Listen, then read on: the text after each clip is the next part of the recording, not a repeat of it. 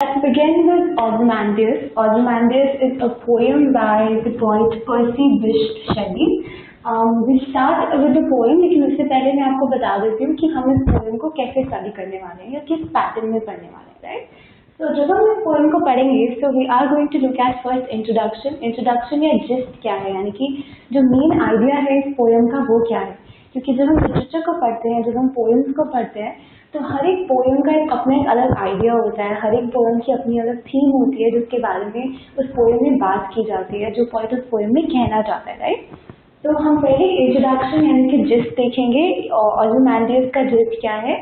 Second we come to the poet and the background. हम फिर poet के बारे में थोड़ा पढ़ेंगे और फिर बैकग्राउंड के बारे में पढ़ेंगे कि ये पोएम कब लिखी गई थी, क्योंकि दोनों ही चीज़ें किसी भी लिटरेचर को पढ़ने के लिए, कभी अगर आप स्टोरीज पढ़ें, अगर आप बुक नॉवेल्स पढ़ें या अगर आप पोएम पढ़ें, तो किसी भी लिटरेचर को समझने के लिए ये देखना हमेशा ही हेल्पफुल होता है, हमेशा ही आपकी मदद मिलेगी अगर आपको पता होगा कि पोइट की लाइफ के बारे में या उस पोइट के आइडियाज़ क्या हैं, वो किस बारे में लिखते थे और किस वक्त में ये जो पोएम है वो लिखी गई है, right? Then is the text analysis. फिर हम टेक्स्ट को पढ़ेंगे, उसको एनालाइज करेंगे, लाइन टू लाइन हम देखेंगे कि पोएम में क्या इंपॉर्टेंट चीज़ें लिखी हुई हैं, क्या इंपॉर्टेंट वर्ड्स हैं। ये पोएम का टेक्स्ट है जिसको हम स्टडी करेंगे। Third, right? फोर्थ है major themes and then is writing style. फिर हम देखेंगे कि मेजर थीम्स क्या है पोएम की, पोएम मेनली किस बारे में, उन थीम्स को एक्सपैंड करेंगे। और ये वो पार्ट है जिससे आप अपने ज़्यादातर जो एनसीईआरटी के क्वेश्चन हैं फिर उसको आंसर कर पाएंगे, फिर सॉल्व कर पाएंगे, right? Then is writing style. Writing style में हम बेसिकली देखते हैं कि पोएम किस तरह से लिखी हुई है। जैसे कि अगर हम ओzymandias को देखें तो इट्स अ सोनेट। ओzymandias एक सोनेट है, यानी कि 14 लाइन्स का पोएम है। हम देखेंगे कि एक सोनेट क्या होता है और एक सोनेट की क्या स्पेशलिटी होती है। अगर एक पोएम 14 लाइन्स में लिखी हुई है तो वो बाकी पोएम से कैसे डिफरेंट हो जाती है। Then is the important question and summary. फिर हम एनसीईआरटी के कुछ इंपॉर्टेंट क्वेश्चन को आंसर करेंगे जो कि आपको आ सकते हैं इस पोएम के बारे में। फिर हम एक समरी लेंगे, एक छोटा सा व्यू लेंगे कि इस पोएम में क्या कहा गया है, right? Let's begin with introduction. So जब हम ओzymandias को पढ़ते हैं सबसे पहले let's read the text, then we go to introduction, right? So I met a traveler from an antique land who said, 2 vast and trunkless legs of stone stand in the desert. Near them on the sand, half sunk, a shattered visage lies, whose frown and wrinkled lips and sneer of cold command tell that its sculpture wears this passion's red, which yet survives stamped on these lifeless things, the hand that mocks them and the heart that begs. And on the pedestal these words appear, my name is Ozymandias, King of Kings. Look on my works, ye mighty, and despair, nothing beside remains around the decay of that colossal wreck, boundless and bare, the lone and level sands stretch far away. तो बहुत ही sweet सी, बहुत अच्छी सी poem है। और अगर कुछ words जो मैं यहाँ पे अंडरलाइन करूँगी, अगर आप सिर्फ उन वर्ड्स को देखें, जैसे कि यहाँ पे एंटीक लिखा हुआ है और उसके बाद में यहाँ पे शैटर्ड विजाज लिखा हुआ है और इस तरह के बहुत सारे वर्ड्स हैं लाइक स्नियर एंड फ्राउन, जो कि बहुत ज़्यादा डीप एलिमेंट ऐड करते हैं इस पोएम के अंदर, राइट? सो जो फर्स्ट चीज़ हम इंट्रोडक्शन में पढ़ने वाले हैं वो ये है कि बहुत अच्छा एलिमेंट ऑफ डिक्शन है ओzymandias के अंदर। So the element of diction in Ozymandias is very strong. Diction क्या होता है? डिक्शन चॉइस ऑफ वर्ड्स होती है, यानी कि जहाँ पे हम एंटीक की जगह ओल्ड यूज़ कर सकते थे वहाँ पे हमने एंटीक यूज़ किया है, जो सिर्फ ओल्ड नहीं बल्कि बहुत सारे मीनिंग जो है वो ऐड कर देता है उस पोएम को, उस लाइन को, एंड देयरफॉर वो बहुत ऑर्डिनरी से डिफरेंट हो जाती है, right? Then comes shattered visage. Visage जो है ये एक वर्ड है फेस के लिए, यानी कि आपके चेहरे के लिए। तो फेस के लिए वर्ड है, यहाँ पे फेस भी हो सकता था, shattered phase line.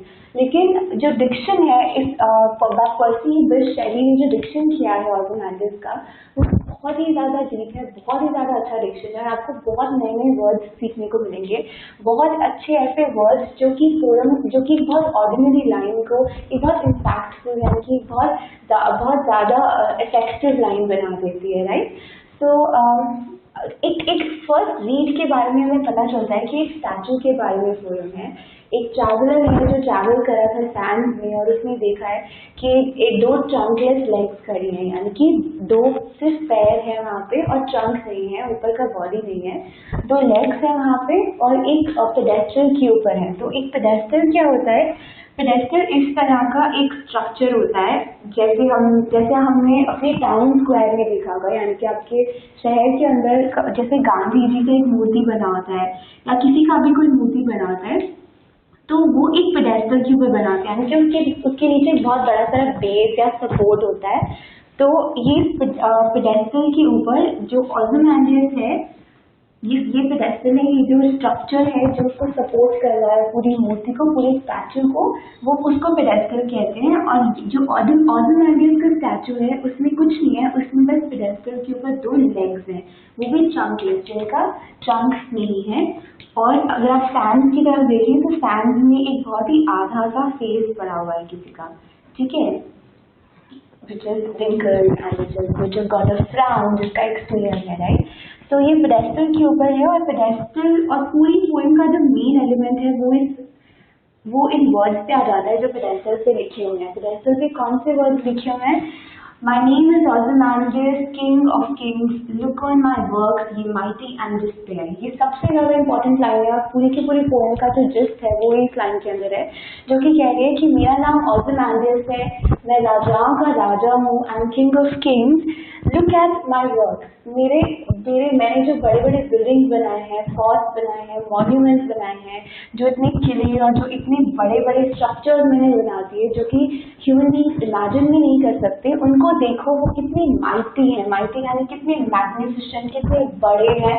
And despair, this is a very important word जिसके बारे में हम बाद में आएंगे तो एक्सप्लेन करेंगे। हाउएवर पूरी पोएम का जो आइडिया है वो यहीं पे है कि एक ऐसा किंग जो किंग ऑफ किंग्स था, उसका जो स्टैचू है वो इसे टूटा हुआ पड़ा हुआ है अकेला सैंड में। उसने जितने भी बिल्डिंग्स या मॉन्यूमेंट्स बनाए होंगे, अब हमें कुछ नहीं दिख रहा, हमें सिर्फ सैंड दिख रही है।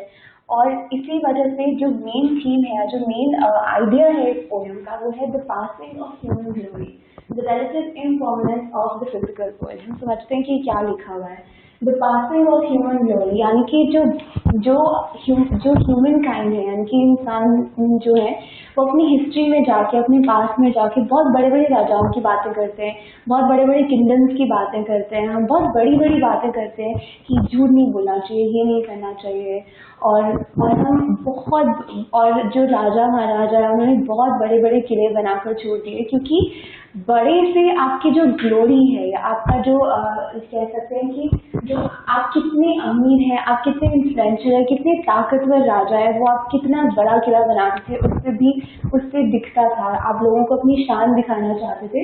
तो वो कह रहे हैं कि आप कितनी भी बड़े बड़े मॉन्यूमेंट्स बना लें, लेकिन एक टाइम के बाद में जो आपकी सभ्यता है, जो आपकी सिविलाइजेशन है, वो खत्म हो जाएगी, नए लोग आएंगे और आपको याद नहीं रखा जाएगा, राइट।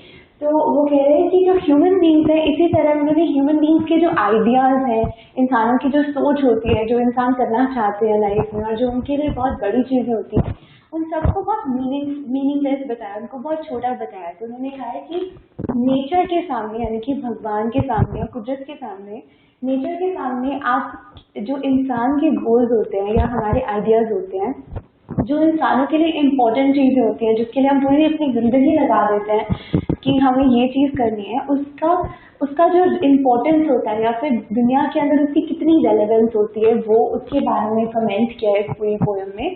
तो ओzymandias से पर्सी बिश शेली यही कहना चाहता है कि इंसान नेचर के सामने अगर आप उसको कंपेयर करें तो वो बहुत छोटा है, उतने ही छोटे उसके आइडियाज हैं, उतने ही छोटे उसके थॉट्स हैं, उतने ही छोटे उसके ड्रीम्स हैं। तो आप कितना भी एक्सपैंड कर लीजिए पॉइंट ऑफ टाइम पर, इंसान जो है वो कभी भी नेचर को डिफीट नहीं कर सकता। And this is what we get as the second important idea कि जो नेचर है उसका ग्रेटनेस और ग्लोरी को दिखाया गया है। लास्ट लाइन जब आप पोएम की देखेंगे, the loan and level sand stretch far away, यानी कि जितने भी उसने मॉन्यूमेंट्स बनाए, जितने भी उसने बड़े बड़े किले बनाए, वो सब टूट गए, अब कुछ नहीं दिख रहा है, सिर्फ जो दिख रहा है वो बहुत बड़ा सारा सैंड है जिसके अंदर उसका फेस आधा गिरा हुआ पड़ा है, कि जो नेचर है वो भी ओzymandias पे हंस रही है कि देखो तुम अपने आप को कितना ताकतवर समझते थे, लेकिन तुम मेरे सामने बिल्कुल भी पावरफुल नहीं हो, तुम मेरे सामने बहुत वीक हो कि तुम्हारा स्टैचू गिरा पड़ा है but you can't do anything. तो इसमें टाइम का भी बहुत पावर और टाइम दो एक ऐसी चीजें हैं जो पूरी की पूरी पोएम में एज अ थीम रन करती हैं, राइट। तो पावर का जो एलिमेंट है वो बहुत ही ज़्यादा स्ट्रॉन्ग, बहुत ज़्यादा इम्पोर्टेंट है, और पावर के डायनामिक्स की वजह से ही ये बताया गया है कि ह्यूमन बींग्स और इंसान जो है वो कितने पावरलेस हैं, और अल्टीमेटली जो सबसे ज़्यादा पावरफुल चीज़ है वो है नेचर, राइट। दूसरा है टाइम। एक और सेट ऑफ लोग हैं, अगर आप इस पोएम को इंटरप्रेट करना चाहें, इस पोएम को समझना चाहें, तो आप ये भी देख सकते हैं कि नेचर में ना सिर्फ कुदरत की बात की गई है बल्कि टाइम की बात भी की गई है, कि टाइम जो है वो कभी किसी के लिए वेट नहीं करता है। तो अगर तुम्हारा टाइम है, जैसे अगर ओzymandias का टाइम जब था, तो ओzymandias ने अपने लिए बड़े बड़े मॉन्यूमेंट्स बनाए, उसने बहुत बड़े बड़े स्ट्रक्चर्स क्रिएट किए लोगों को अपनी ग्लोरी, अपनी ताकत दिखाने के लिए। लेकिन जब जब ओzymandias का टाइम नहीं है, तो उसके जो इतनी बड़ी सारी उसने शहर बनाया होगा, इतने लोग उसके किंगडम के अंदर होंगे, अब उसका कोई भी निशान नहीं रह गया, लाइक उसका कोई ट्रेस नहीं रह गया है। तो एक ये है टाइम वाला एलिमेंट है जो कि बहुत ही इम्पोर्टेंट है पूरी पोएम में। नेक्स्ट इज कुछ लोग, एक ग्रुप ऑफ पीपल है जो इसको इंटरप्रेट करते हैं कि ओzymandias की एक और थीम है जो literature allow to transcend the everyday physical world, कि अगर आप पूरी पोएम को देखें तो सब कुछ टूट गया है, पूरा का पूरा स्टैचू टूट गया है, लेकिन जो रह गया है वो पेडेस्टल के ऊपर जो वर्ड्स लिखे हुए हैं वो रह गए हैं। और वो कौन से वर्ड्स हैं? वो है my name is Ozymandias, king of kings, look on my works, humanity and despair, कि वो ऐसे वर्ड रह गए हैं जो कि अब हमें नाउ वी आर मॉकिंग का मतलब होता है हंसी उड़ाना, ठीक है। तो ये एक वर्ड है जो बहुत यूज करने वाले हैं हम इस पूरे पोएम के डिस्क्रिप्शन में। तो मॉकिंग का मतलब होता है हंसी उड़ाना या मजाक उड़ाना। तो जो नेचर है वो ओzymandias का मजाक उड़ा रही है, या nature is mocking at Ozymandias with these words. ये दो ऐसे वर्ड्स हैं जो पूरे के पूरे स्टैचू में बचे हुए हैं, इनको कुछ नहीं हुआ है। इसकी वजह से कुछ लोग आर्ग्यू करते हैं कि ये जो पोएम है ये बताने की कोशिश कर रही है कि जो बाकी सारे फॉर्म्स ऑफ आर्ट्स हैं, यानी कि बाकी सारे जितने भी अलग अलग फॉर्म्स ऑफ क्रिएटिविटी हैं, फॉर्म्स ऑफ आर्ट्स, उसके अंदर जो लिटरेचर है, यानी कि जो इतिहास है वो सबसे ज़्यादा परमानेंट है, यानी कि लिखा हुआ जो आप छोड़ जाएंगे, जो बुक्स है, लिटरेचर है, वो सबसे दूर तक रहेगा, वो लाइक परमानेंट होता है एज नेचर। जैसे कि सिर्फ ये वर्ड रह गए हैं जो लिखा हुआ था, कोई स्टैचू नहीं है, सिर्फ उसके बारे में बात जो की गई है वो बात रह गई है। तो वो कह रहे हैं कि जो लिटरेचर है एज अ आर्ट फॉर्म, वो सारी की सारी आर्ट से बढ़ के सारी की सारी आर्ट जो है वो खत्म हो जाती है, लेकिन लिटरेचर कभी खत्म नहीं होता है। तो हम इस पे आएंगे जब हम थीम की बात करेंगे, क्योंकि शेक्सपियर ने भी अपने एक non Marvel not the gilded monument, Shakespeare का एक पोएम है, उसमें शेक्सपियर ने लिखा है not Marvel not the gilded monuments, यानी कि कोई मार्बल कोई मॉन्यूमेंट्स नहीं रह जाएंगे, जो रह जाएगा सिर्फ वो ये राइम रह जाएगी, यानी कि सिर्फ एक कविता जो है वो रह जाएगी। तो ये बेसिक इंट्रोडक्शन है about ओzymandias।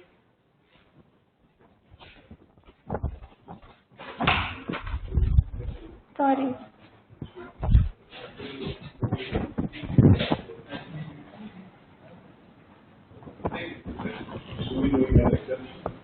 Hi. Hi. What is the lecture about?